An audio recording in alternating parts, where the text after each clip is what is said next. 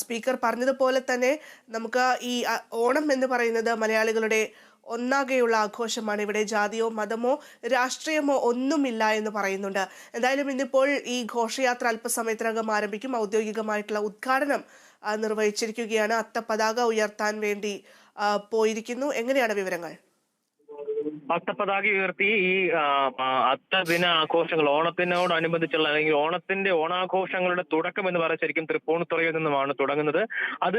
അതിന് തുടക്കമായിരിക്കുന്നു എന്നുള്ളതാണ്. അത്തപ്പതാകയും ഉയർത്തിയതോടുകൂടി ഓണക്കാലത്തിന് ആരംഭം കുറിച്ചിരിക്കുന്നു. അതിന്റെ വലിയ ഒരു ആഘോഷം നമുക്ക് ഇത്തവണ കാണാം.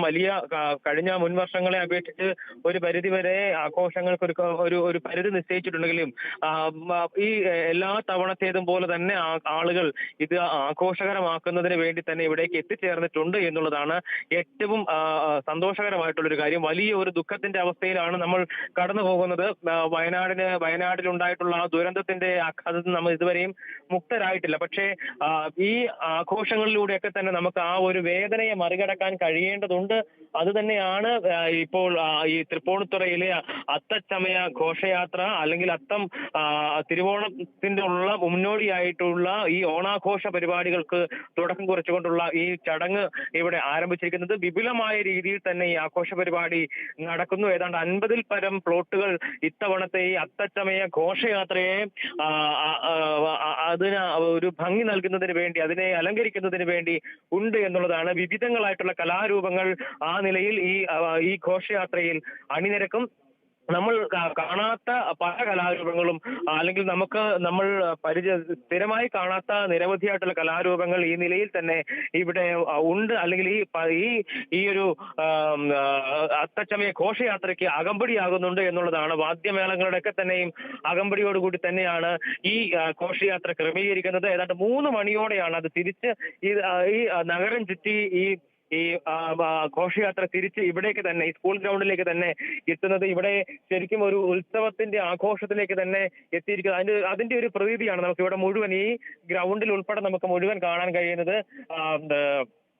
തൊട്ടിയാട്ടം, ഒപ്പം തന്നെ മരണക്കിണർ തുടങ്ങിയിട്ടുള്ള നിരവധിയായിട്ടുള്ള സംഗതികളെല്ലാം തന്നെ ഇവിടെ ഈ ആഘോഷങ്ങൾക്ക് നിറപ്പകിട്ടേകുന്നതിന് വേണ്ടി തയ്യാറാക്കിയിട്ടുണ്ട് എന്നുള്ളതാണ്. ഇവിടെ ഒപ്പം തന്നെ ഇന്ന് മുതൽ ഇവിടെ പ്രധാന വേദിയിൽ എല്ലാ ദിവസവും ഓരോ കലാരൂപങ്ങളുടെ അവതരണം കൂടി ഉണ്ട് എന്നുള്ളതാണ്. അങ്ങനെ ഒരു ആഘോഷത്തിന്റെ ദിനരാത്രങ്ങൾ ഇനി ഇവിടേക്ക് വരുന്നു, അതിന് തുടക്കം കുറിച്ചിരിക്കുന്നു എന്ന് തന്നെയാണ് പറയാനുള്ളത്.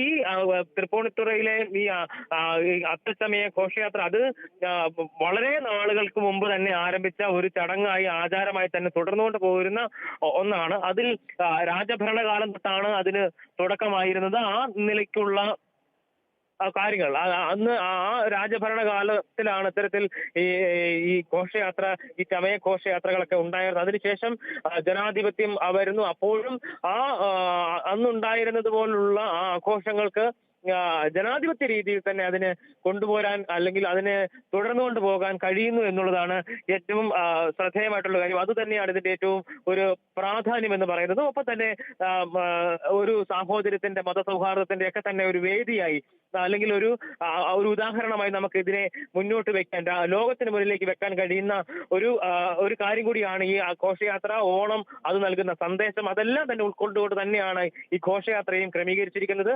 വിപുലമായിട്ടുള്ള വലിയ ഒരു വേദി തന്നെ ഇവിടെ ഒരുക്കിയിരുന്നു. വേദിയിലും സദസ്സിലും നിരവധിയായിട്ടുള്ള ആളുകൾ.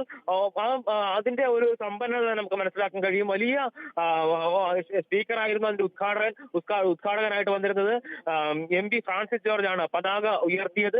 ഒപ്പം തന്നെ അനൂപ് ജേക്കബ് MLA, അങ്ങനെ നിരവധിയായിട്ടുള്ള ആളുകൾ, ഒപ്പം വിവിധ മത സാമുദായിക രംഗത്തെ പ്രമുഖരായിട്ടുള്ള ആളുകൾ എല്ലാവരും തന്നെ നമുക്ക് ആ വേദി കാണുമ്പോൾ തന്നെ ഏറ്റവും നമ്മളുടെ കേരളത്തിന്റെ ഒരു പരിച്ഛേദം നമുക്ക് അവിടെ കാണാൻ കഴിയും എന്നുള്ളതാണ്.